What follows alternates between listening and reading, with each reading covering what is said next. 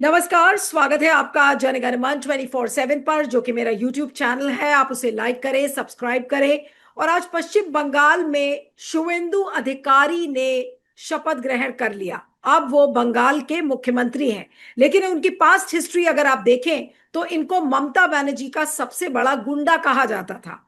गुंडा ही नहीं, पैसे का लेन देन वो कैमरे पर करते थे।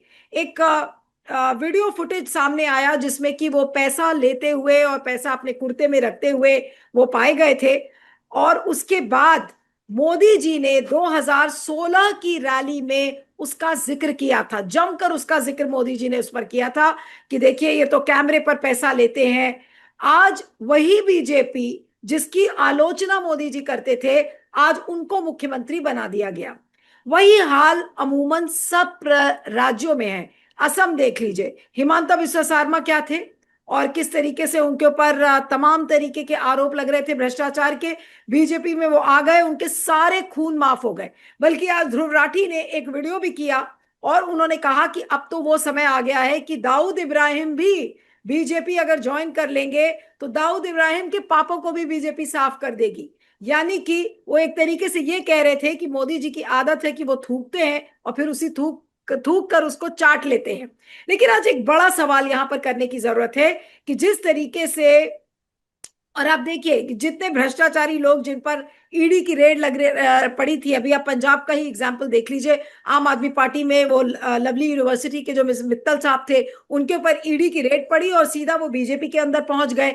ये जो मॉडल है, क्या इस मॉडल के बारे में कोई बात करेगा?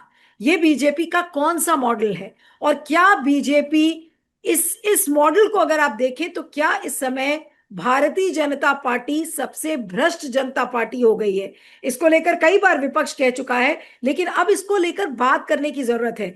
क्योंकि प्रधानमंत्री ये कहते थे, ना खाऊंगा ना खाने दूंगा। जिस समय इंडिया अगेंस्ट करप्शन का कैंपेन शुरू हुआ था, वो पूरा कैंपेन ही इसलिए खड़ा किया गया कि जितना भ्रष्टाचार है यूपीए के समय में उसको हटाकर हमें एक साफ सुथरी छवि की पार्टी लानी है। बीजेपी 2014 में आ गई और अब देखिए कि बीजेपी का आलम क्या है कि जितने भ्रष्टाचारी हैं, बड़े से बड़ा भ्रष्टाचारी और दुराचारी आपको बीजेपी में ही मिलेगा। आखिर इस मॉडल को किस तरह से देखें और इस मॉडल को बेनकाब कैसे किया जाए? क्योंकि जनता देख रही है, लेकिन देखकर भी ऐसा लग रहा है कि वोट बीजेपी को ही जा रहे हैं। आज इस पर हम बातचीत करेंगे। हमारे साथ मनीष शर्मा जी हैं, राजनीतिक विश्लेषक। मनीष जी, आपका स्वागत है। Thank you so much for joining. आज शुवेंदु अधिकारी का वो वीडियो काफी वायरल हो रहा है जिसको मोदी जी ने भी कहा था कि ये तो पैसा लेते हैं, देते हैं और कैमरे पर पैसा लेते हैं। और एक वीडियो शुवेंदु अधिकारी का ये भी काफी वायरल हो रहा है जिसमें वो ये कह रहे थे एक बार कि अब तो सबक सिखाना होगा बांग्लादेश को। और जिस तरह से इजराइल ने गाजा बनाया है, उसी तरीके से बांग्लादेश को भी गाजा बना देना चाहिए। आखिर ऐसे ऐसे नमूनों को बीजेपी मुख्यमंत्री क्यों बना रही है? मजबूरी क्या है? नहीं नहीं, बेसिकली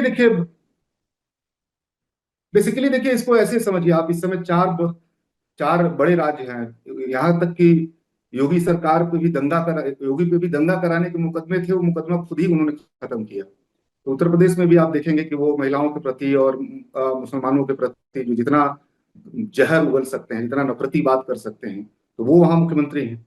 सम्राट चौधरी आप देखिए बिहार में, उनकी उनको लेकर के आप देखिए कि वो उनके ऊपर हत्या तक का सजा काट चुके हैं। उनको नाबालिग झूठा बता करके जिसका आरोप है, बहुत उनकी डिग्री तक और एक अपराधी किस्म का उनका पूरा व्यक्तित्व है। वहां देखिए उनको मुख्यमंत्री बनाया। असम में आप जाइए तो देखिए हेमंता विश्वकर्मा बेसिकली ऊपर से नीचे तक करप्शन से डूबे हुए हैं और बेहद जहरीले हैं। बाद के दौर में उन्होंने बहुत जहर, अभी इस बार भी आपने देखा होगा किस किस भाषा में वो पवन खेड़ा से बात कर रहे थे, किस भाषा में जो है वहां पे मुसल मियाँ मियाँ करके बात करते हैं। तो उसी का अगला चरण है शुभेंदु। मैंने चरम अपराधी और चरम कह लीजिए कम्युनल घृणा फैलाने वाला। तो बेसिकली बिहार में भी आप देखिएगा कि एक जरूरत है बीजेपी की। वो जनादेश के बल पे नहीं गई है बीजेपी, वो बेसिकली वोट को लूट के गई है बीजेपी। अभी इसका मतलब ये है कि बड़ा हिस्सा ऐसा है समाज का, बंगाल के समाज का, जो बीजेपी को एक्सेप्ट ही नहीं किया है। तो अब वहां उनको जा करके दमन करना है और बड़े पैमाने पर गुंडागर्दी करवानी है। और बड़े पैमाने पर खास करके उस जनता का जो ममता के पक्ष में है और ममता के साथ जो कार्यकर्ता हैं, उनको बड़े पैमाने पर दमन करना है। बड़े पैमाने पर विधायकों को तोड़ना है। इसमें पूंजी का बहुत बड़ा रोल है, कौन ऐसा कर सकता है। माने ये प्रतियोगिता है कि कौन सा मुख्यमंत्री है जो ये जो 80 विधायक है ममता के, उसको कैसे तोड़ दिया जाए।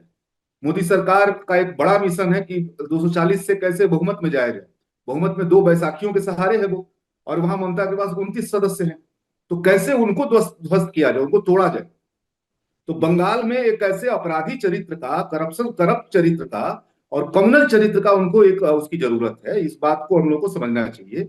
इसलिए बहुत स्वाभाविक मुख्यमंत्री है। अन्यथा अगर अगर वो नॉर्मल स्थिति रहती तो वो अपना करप्ट ही लाते, लेकिन अपना कैडर लेके आते, कम्युनल ही लाते लेकिन अपना एक कैडर लेके आते।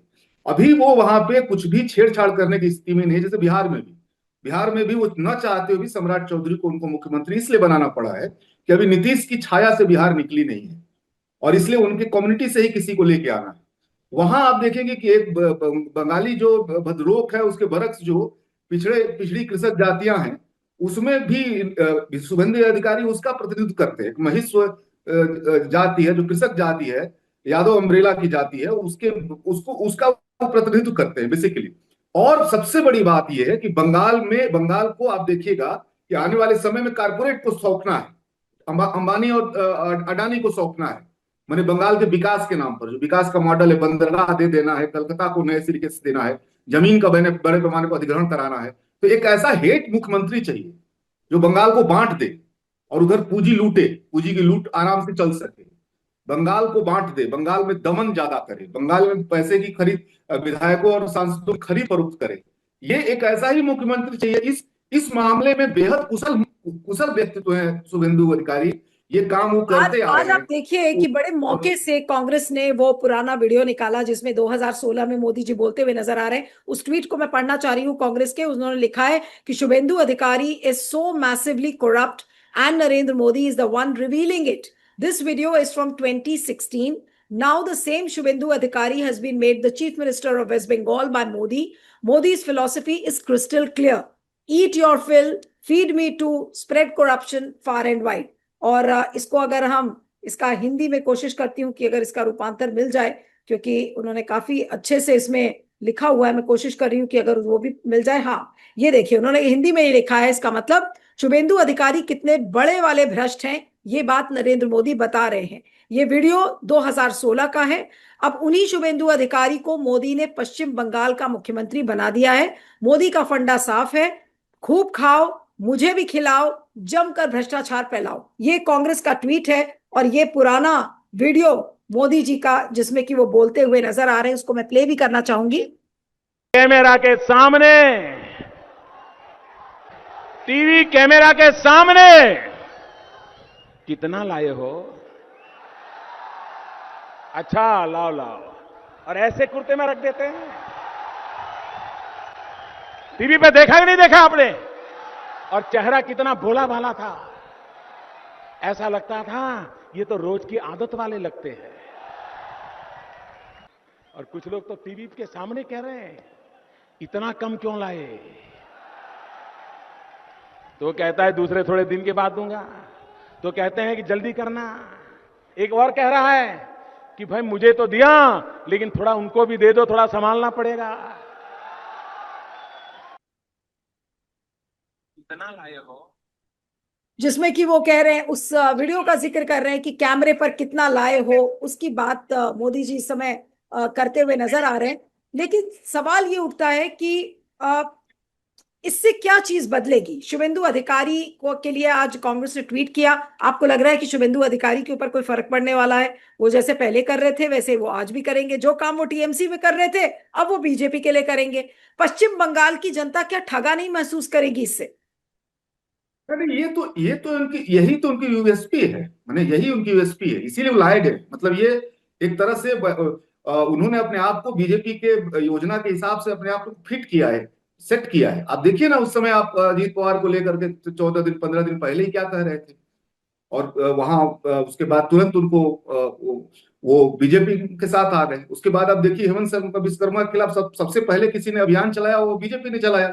उनको क्या क्या नहीं बोला उस समय जब वो कांग्रेस में थे। उसके बाद वॉशिंग मशीन में आ गए।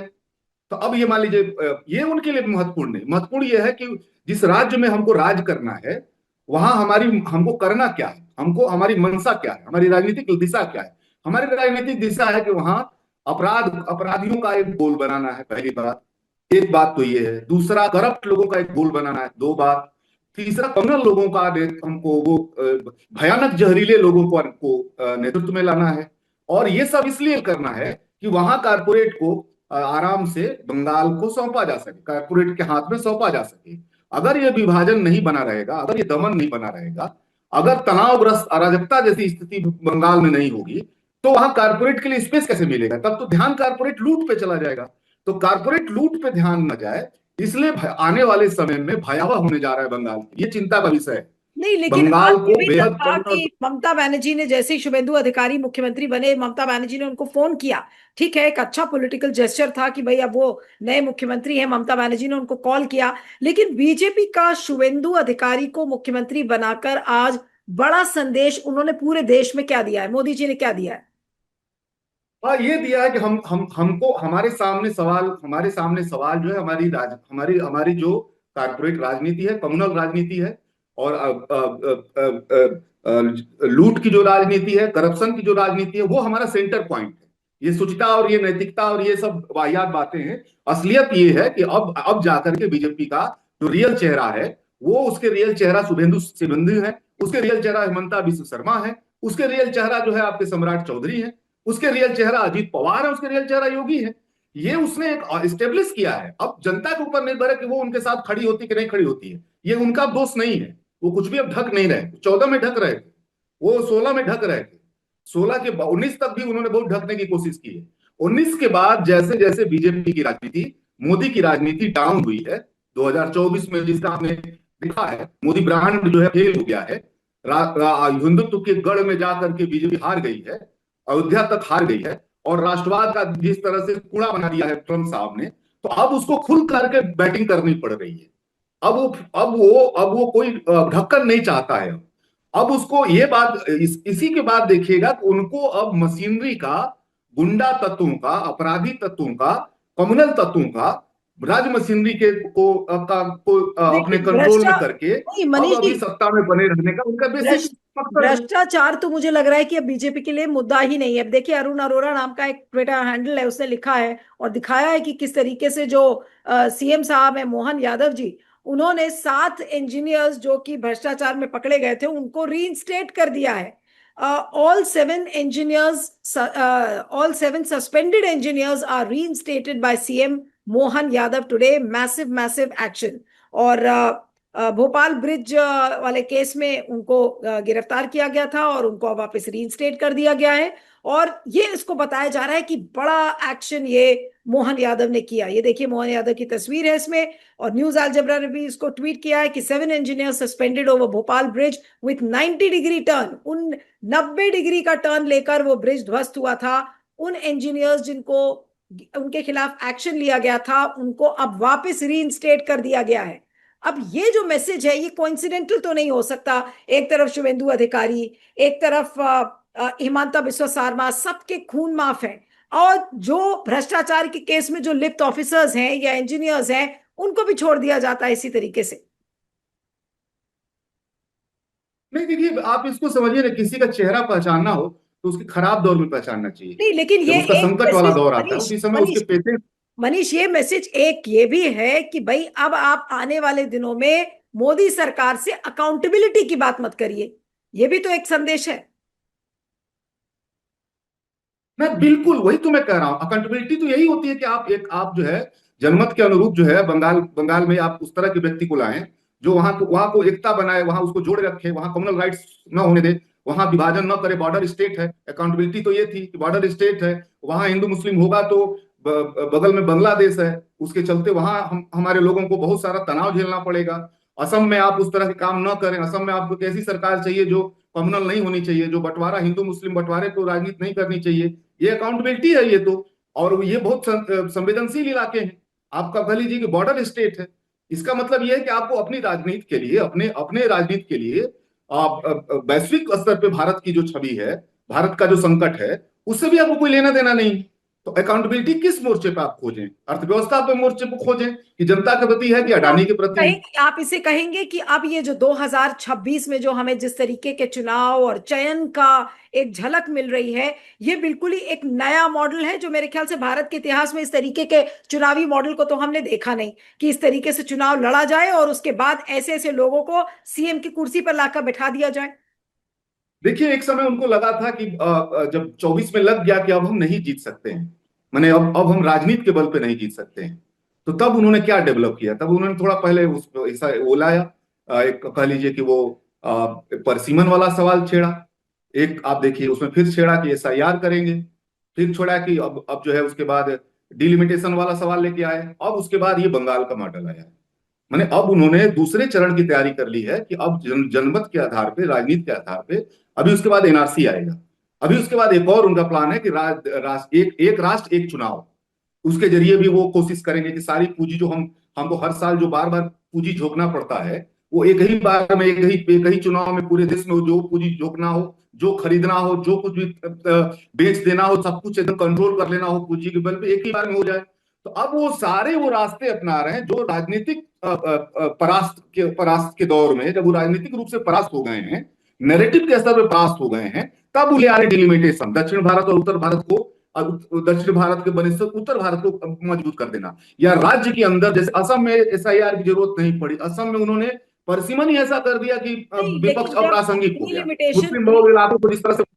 लेकिन जो डीलिमिटेशन वाला सपना था, वो 2/3 बहुमत तो उनको मिला नहीं अभी, और वो बिल अभी पास नहीं हुआ है। तो अब उस बिल को या ऐसे कई बिलों को पास कराने के लिए क्या जो नया मिशन मोदी जी का होगा या मोदी सरकार का होगा, वो क्या यही है कि राज्यसभा और लोकसभा के एमपीज को तोड़ लो? जैसे अभी तमिलनाडु में भी हम देख रहे हैं, हमने ऑलरेडी पंजाब में देख लिया कि क्या कोशिश चल रही है। तो इसी तरीके से क्या आप तोड़ फोड़, पार्लियामेंट के दोनों हाउसेज में क्या आप तोड़ फोड़ से ही पूरा जो 400 पार वाला जो 2024 में नारा पूरा अगर नहीं हुआ था, वो अगर वो पूरा नहीं करेंगे? ऐसा करेंगे, जी।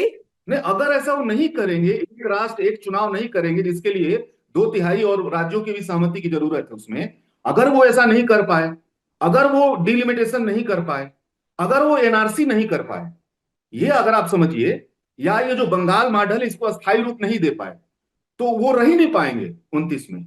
29 में उनको चले जाना होगा। इसका मतलब आने वाले समय में भयंकर तोड़फोड़ होगा, भयंकर अदला बदली होगी। और आप देखिएगा वो उस कानून को भी बदल देंगे, वो जो आपका दल बदल कानून है उसमें भी बड़ा परिवर्तन करेंगे वो, आप देखिएगा उस दिशा में भी जाएंगे। तो मेरा अब 2/3 बहुमत की भी उनको जरूरत नहीं रहेगी, मैंने 2/3 हिस्सा हटे तभी उस बहुमत को करेंगे। उनको अब तमाम वो रास्ते अपनाने हैं जिसमें जनता की जरूरत ना हो, जनता को की जरूरत ना हो, मशीनरी के बल पे वो चुनाव जीते। इसीलिए आप देखिएगा कि अब एक कंसेप्ट वो लेके आए हैं। 2026 का मॉडल क्या है? 2026 का बंगाल मॉडल ये है कि जनता सरकार नहीं चुनेगी, सरकार जनता को चुनेगी। ये 26 का मॉडल है।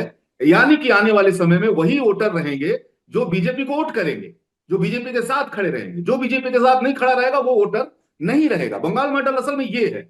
ये उत्तर प्रदेश में भी लागू होगा, ये पंजाब में भी लागू होगा। अभी से देखिए पंजाब में शुरू हो गया है, बिल्कुल। उत्तर प्रदेश में वो बड़े पैमाने पर कर आपने रहे हैं। सही कहा कि 2026 का जो बीजेपी का मॉडल है, चुनावी मॉडल है, वो ये है कि जो बीजेपी को वोट करे वही वोटर है, जो बीजेपी को वोट नहीं करेगा वो वोटर रहेगा ही नहीं। तो इसका मतलब ये है कि जो शुभेंदु ने बोला, 2000, बिल्कुल, जो 2029 का बीजेपी शुभेंदु ने भी मॉडल इस पे बोला। होगा, हाँ, जो जो 2029 का बीजेपी मॉडल होगा, जैसे कि 2024 में 400 पार का नारा लगा था, तो 2000, ये मेरा आखिरी सवाल है आपसे कि 2029 का बीजेपी मॉडल क्या होगा, अगर एक लाइन में मैं आपसे पूछूं तो? उसमें साफ मत है कि जिसको वोट नहीं करना है वो वोटर लिस्ट से अपने आप हट जाए, नहीं तो हम हटा देंगे। 29 में केवल बीजेपी के वोटर वोट करेंगे। ये बंगाल मॉडल ये कह रहा है कि 2029 में अगर बीजेपी का बस चला, अगर कोई बड़ा आंदोलन देश में नहीं छिड़ा, अगर इंडिया गठबंधन वास्तव में जमीन पे नहीं उतरा, बिल्कुल। आंदोलन में नहीं गया, तो बंगाल में 2029 में बीजेपी का बंगाल के माध्यम से संदेश है कि वही वोटर रहेंगे 29 में जो भाजपा को साथ हैं, और उन्हीं का विकास होगा जो भाजपा के साथ हैं। शुभेंदु सेन ने इसका इंडिकेशन अपने बयान में साफ साफ आप देखेंगे कि वो दे दिया है। तो 2029 के लिए बीजेपी का ये साफ संदेश है। बंगाल मॉडल अब जो है अस्थायी रूप लेने जा रहा है। बंगाल मॉडल केवल बंगाल तक सीमित नहीं रहने जा रहा है, ये पूरे हर राज्यों में शामिल होगा और सबसे ज्यादा वो 2029 में लागू होगा। इसी दिशा में बीजेपी बढ़ने जा रही है। अब भारत की जनता के ऊपर निर्भर है कि वो इसका कैसे सामना करती है, विपक्ष के ऊपर है उसका कैसे सामना करती है। जी चलिए मनीष जी, आपका बहुत बहुत शुक्रिया। Thank you so much for joining. Thank you very much.